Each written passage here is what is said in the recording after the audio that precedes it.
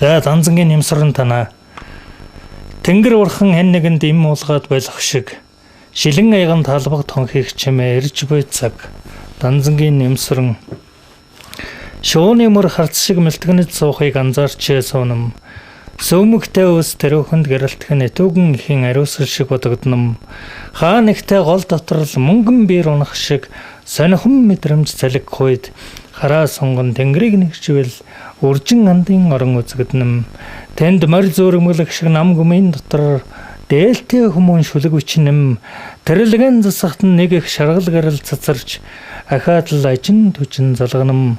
Тэмээний нэлмэс далай болоод үлмийд нь хурж аяархан замхрах үед тэм нэг сонихон шүү эрен цавыг зүглээд тарин ууранд линхоо олном.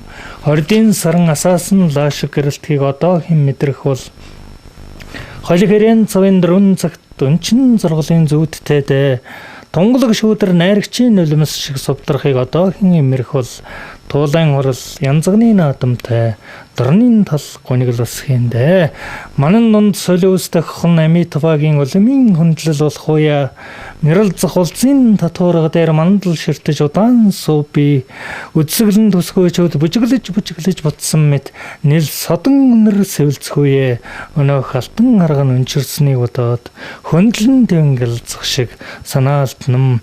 Баруун сарны шүлэгч шиг шүлэгч ахаад төрөхгүй.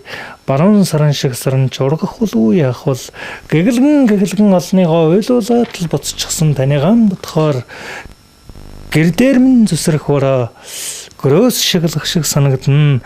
Дэрэгдэн дуу айлахад порпором буцалдаг оргихийн булаг шиг хүмүүн дэндүүчиг гэгэн шүлгээ сарны сарвалд уншчил явсан юм.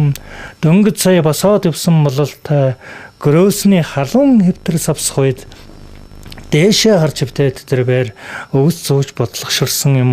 Дээд мандлаас дэлхийн бөмбөрцгийг халиах уя дэнгийн гэрэл дээлтэй хүмүүн шүлэг өчиг шиг нумарнам.